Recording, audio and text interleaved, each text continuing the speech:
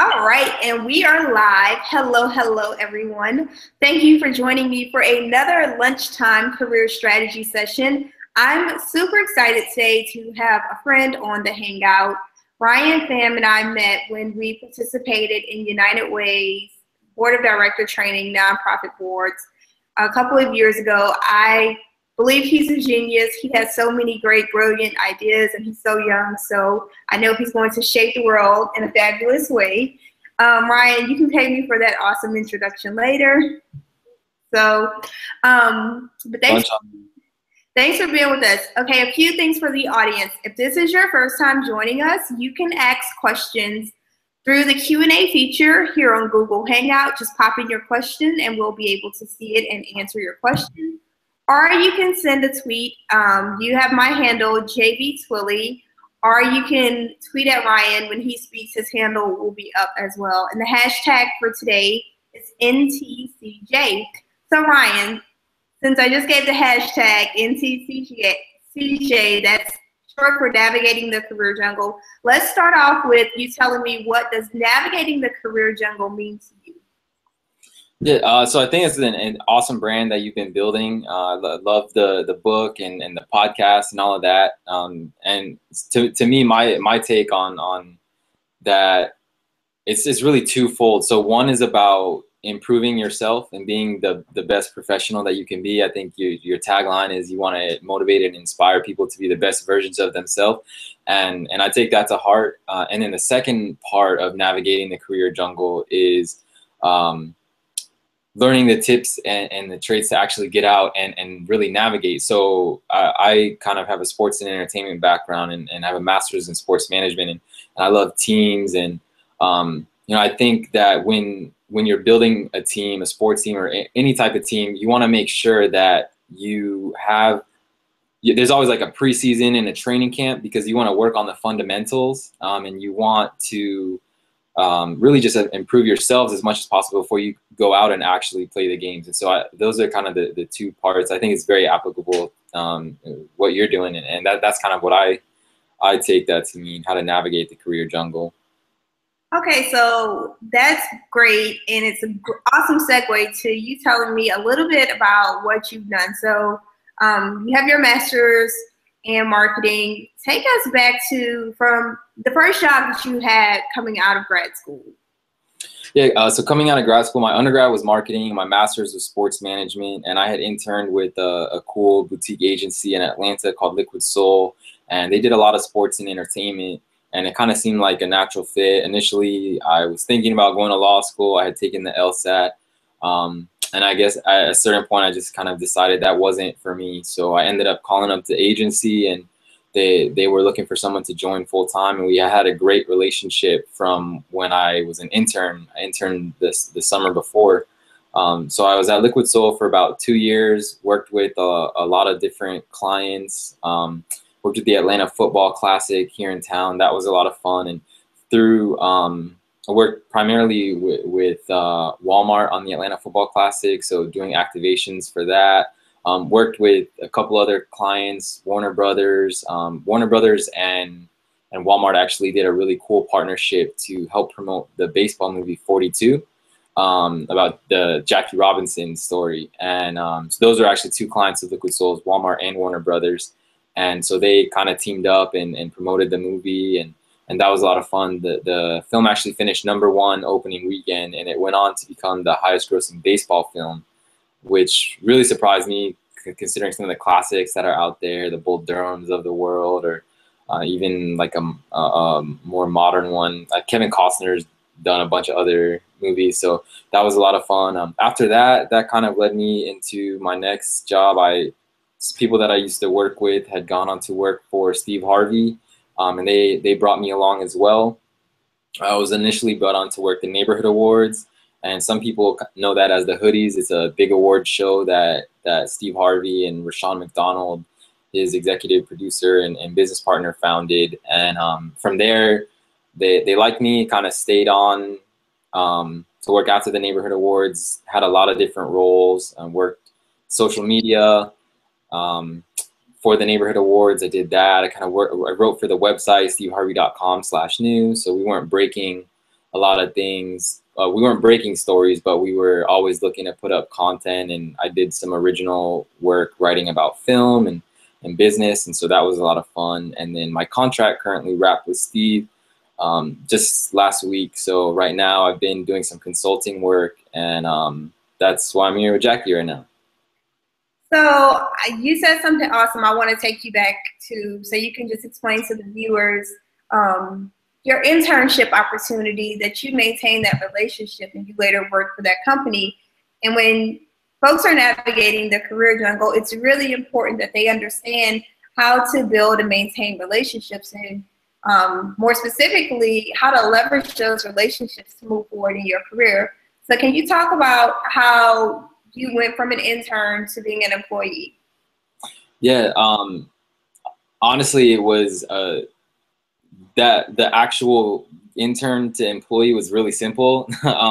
Had a relationship, is a relatively small company, but had a relationship with the CEO, and I literally just called him and I said, hey, you know, I'm at this crossroads in my life, and I think I want to, you know, I don't think I want to go to law school.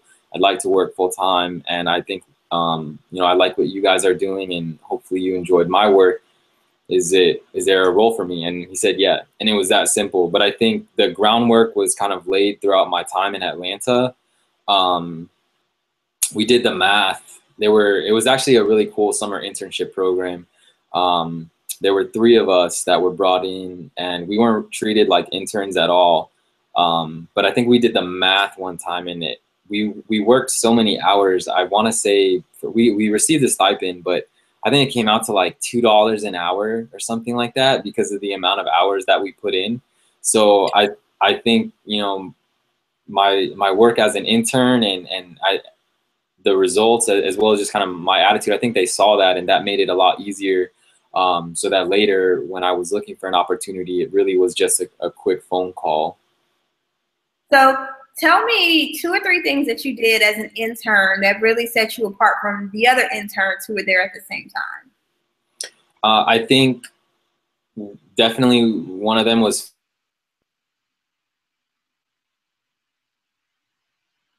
Okay, we lost Ryan there for a second. I'm going to get him to come back on, but I think his story is phenomenal, especially a millennial who's currently navigating the career jungle. I mean, he's telling us his story, and it sounds so easy, but really it's a lot of hard work that goes into that. And the hard work is like those relationships that he talked about that he built throughout, and really being clear on what he wanted to do. So as we wait for Ryan to jump back into it, I'm sending him a message now so that he can come back in. If you have any questions, go ahead and shoot the questions to me using this Q&A feature here on Google Hangout, or you can hop in on Twitter and send a tweet with your question. So I'm going to pause just 1 second so that I can get Ryan back on the line and into the Hangout. And I think he's coming back in now.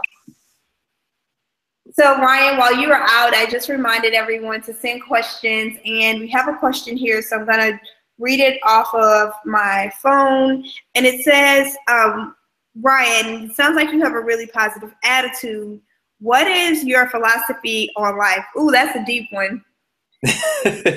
My philosophy on life. So I definitely, I do try to maintain a positive outlook. I think the way that I kind of approach life, I really, I guess I try to read as much as possible. I try to be like an interesting person. I try to go to interesting things. I love learning. And I think that philosophy kind of, it really just affects all aspects of your life. So just one example, how I met Jacqueline. We were at a class for the United Way, learning how to be on the board of directors of a nonprofit. And that's, Jacqueline and I have now maintained a relationship it's been a couple years now, and she's a great person and a friend and a mentor, someone whose opinion that I really value. But I think just putting myself out there like that has allowed me to meet a lot of interesting people. And I think really just if you're constantly learning and you'll be constantly putting yourself out there. It's led to, you know, job opportunities, led to a lot of just meeting interesting people. So I guess that be a lifelong learner. That's one of my philosophies. That is a great answer, especially on the fly. So I'm going to take you back to that question I asked you right before the break. Can you tell us 2 or 3 things that set you apart from the other interns? Yeah. So I don't know if it was like purpose. The 3 of us were doing it on purpose, or if it was just kind of natural. But one of the things that I think really helped was just finding our niche. By the end of the summer, we all had very clearly defined roles within the company. But for the other guys, one of them was more interested in broadcasts. So he took the opportunity to kind of film a lot of the things that were going on and make cool videos behind the scenes. Another one was he was really interested in graphic design, and there was a need for that.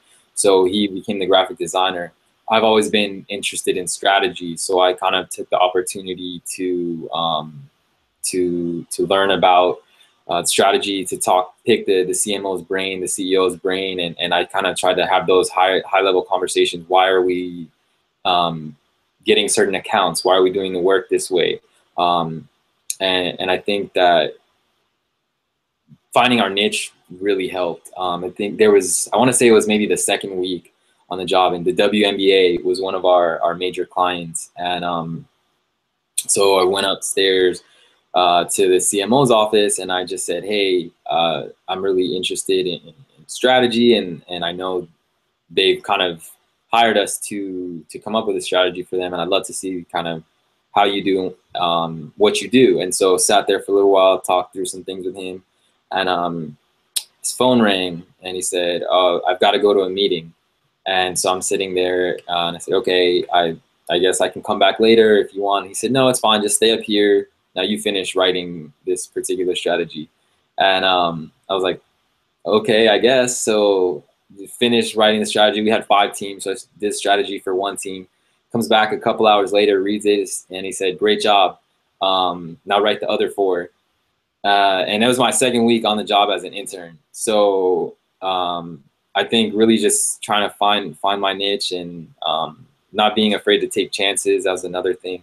Had a week to write those and submit those to him to kind of work through them. But I think that definitely helped. I think as an intern too, not being afraid to say I don't know or ask questions.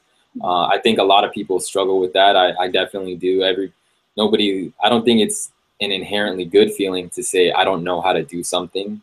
But that's the only way that you can learn and grow. And especially as an intern, that's the time to ask all those types of questions, because nobody expects you to know. Maybe later, 3, 5, 10 years down the road, if you don't know how to do something that's essential to your day-to-day job, yeah, that's a problem. But as an intern and even a young professional, I view it, this is the time to ask all the questions in the world. I don't think there's any, and from what I've seen, I've never gotten a bad response maybe someone might have said, oh, I'm kind of busy.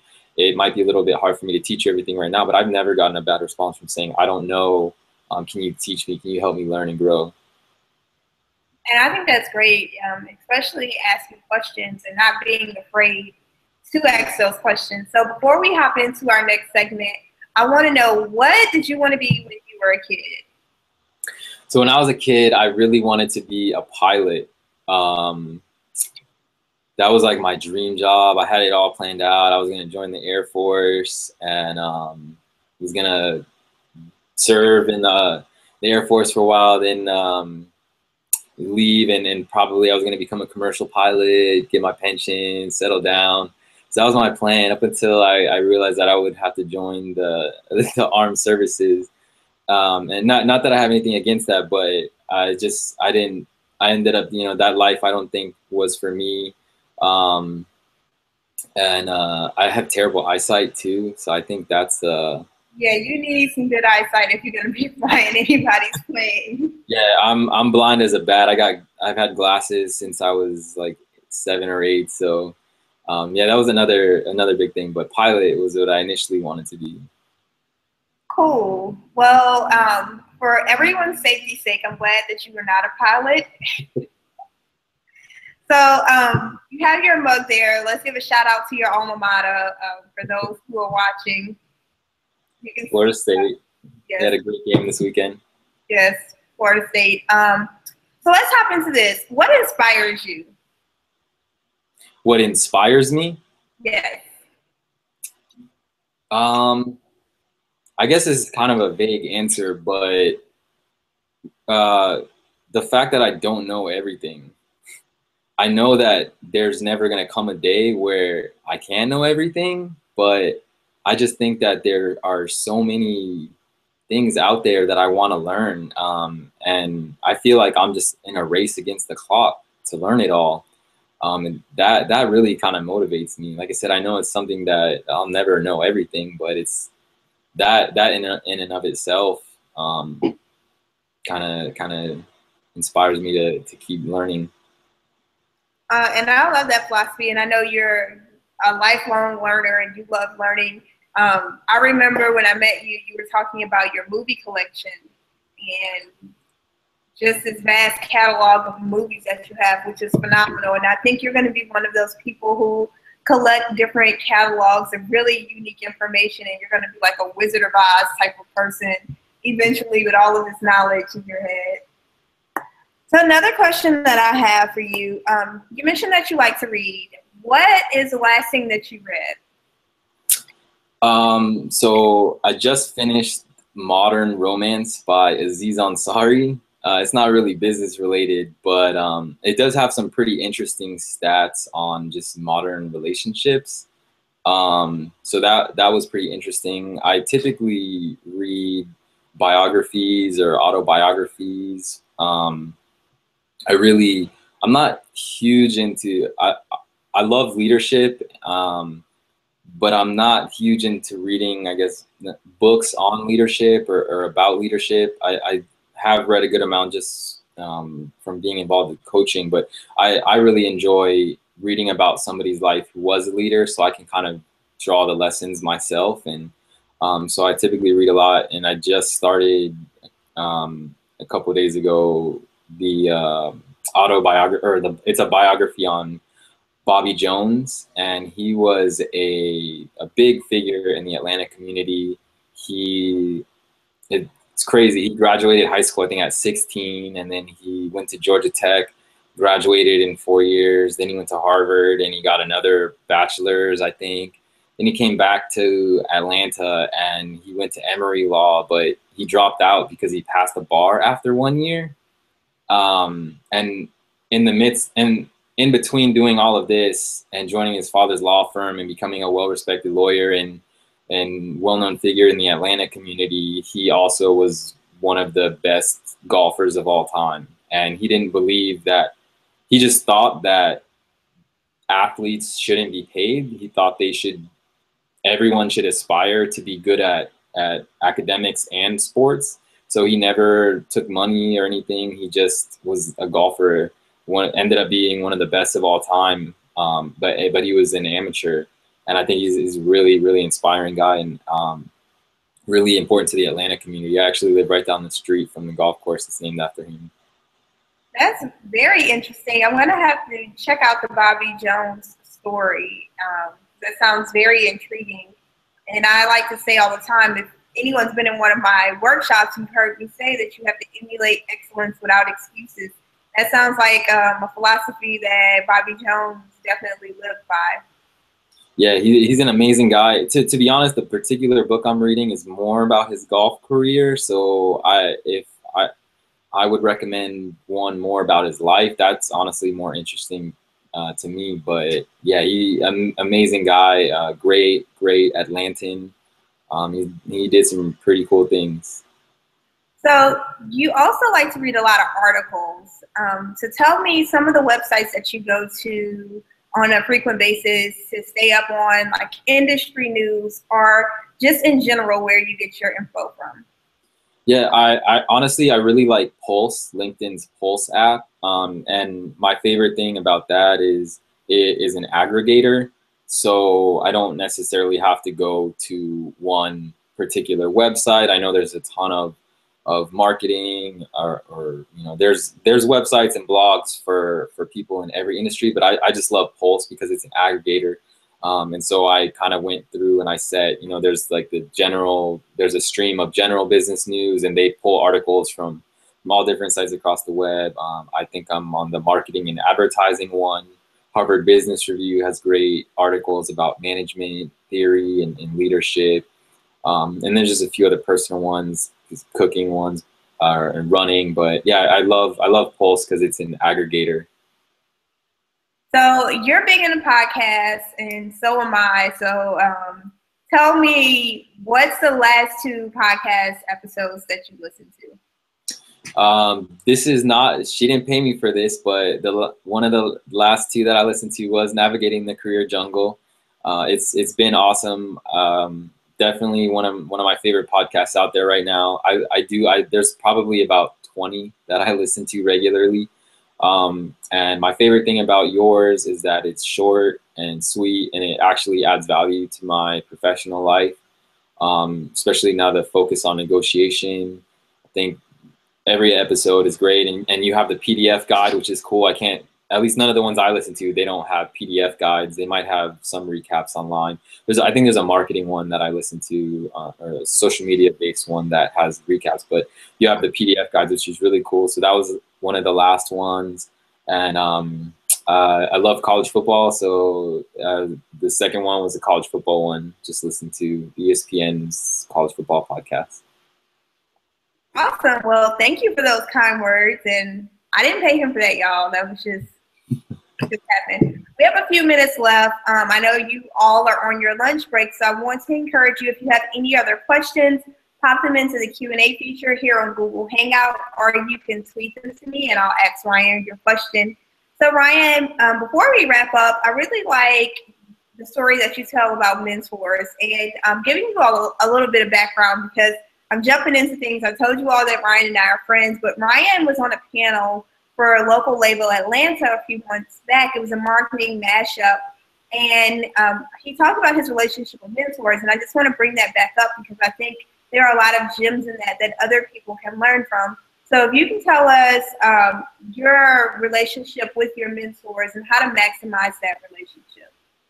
Yeah, so I think I said at the time, I think a lot of people place importance on having like a formal mentor-mentee relationship, and I think that works for a lot of people. I've never necessarily sat down with someone and said, hey, you know, will you be my mentor? But there are people that are in my life that kind of serve in that role, and I think it's important, very, very big on teams. And so I think it's important to kind of have a team of people like that. So there's some people that are, you know, my age, that are my peers, that they're just really smart and I respect their opinions. There's some other people, that former managers, that I still keep in touch with. And then even up to kind of vice president level of a larger company, somebody that, again, that I used to work for, that I keep in touch with. So I kind of try to have people at different levels, you know, 3-5 years older than me, 10, 15, 20 years older. So I think it's important to kind of have advice coming in from people at different levels, and not always someone who's just way older. But one of the stories that one of the ones that I'm closest with, her name is Tamika Key, and she's currently at the Boys and Girls Club of America.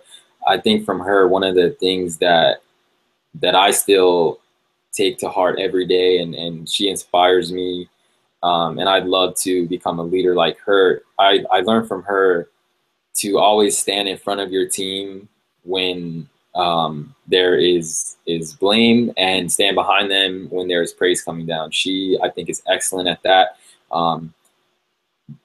Things are going to happen. You know, there were times when I screwed up on something, and she would always be quick to jump to my defense, and she stand in front and say, you know, this is a team, and it's ultimately my fault. I was managing Ryan, and just as likely if praise was coming down, she would stand behind me and say, this was all Ryan. And I think I learned a lot about leadership from her. Still keep in touch with her very frequently. She'll give me random little projects to work on as a side hustle too. So there's always that comes from her. But she's just a great person and mentor to me. And tell folks, how do they maximize their relationship with a mentor? So I love how you shared the things that you learned from your mentor, and a lot of that is from observing their behavior. But what are some of the things that millennials can do to maximize their relationship with a mentor? I think, and I've heard this often and never really thought about it too much until I kind of thought about my own relationship with them. I think the best, and this is any type of relationship with somebody, the most successful and positive ones are the ones that are give and take. Just because somebody is, you know, a lot further along professionally doesn't mean that there isn't something that you can offer them. So whether it's just new, fresh ideas, or maybe they're looking to hire somebody and that's a little bit younger and they can tap into your talent pool, whatever it is, I think it's important to try to maintain a give and take. It's not always just, okay, this person's further along, so I'm going to tap into their resources. I think it's always, and I think that goes for any type of relationship and friendship. You always want to give and take. You don't ever want it to be just one-sided. Right. And you mentioned something earlier. You have mentors of different ages, and I talk about that in the book a lot, that you don't have to have a mentor who is XYZ certain age. So you have these different age ranges and different people that you can learn from. But even if you're younger than your mentor, you still can teach them something. You have to be open, like Ryan said earlier, to opportunities where you can learn and grow and add value. And you know, what you said is also really important with networking. That's how you build a strong network, is by building these mutually beneficial relationships. So thank you so much for sharing that. So as we come to close to the end, Ryan, can you tell us some parting pieces of guidance, 2 gems that you want to share with millennials that they can do to help navigate the career jungle? I guess one, like I've said it a lot throughout the last half an hour, but just really become a lifelong learner. That I think is, no matter what type of role you have, you're always going to need to constantly be learning. I think millennials now, I don't know the exact number, but you know, the days of staying with a company for 30 plus years, collecting your pension, are done. I know it's double digits. I don't know exactly. You might know, but the average millennial is expected to hold double-digit jobs. So even if you're within the same company, moving into different roles, you're going to be expected to constantly have to reinvent yourself in your role within the company. So that would be one. I'm trying to think of a second piece of advice. Treat others the way you'd like to be treated. Yeah. Pretty simple, but I do that a lot. You know, when you're talking about networking, or we were just talking about having give and take relationships, like just think, would you always want to be the one giving to somebody? If someone's always taking from you, you wouldn't want that to be the scenario, so don't do that to someone else. Yeah, those are great pieces of advice. And to piggyback on your last nugget, don't always be the person taking, you want to be the giver. Have you read Adam Grant's book, Give and Take?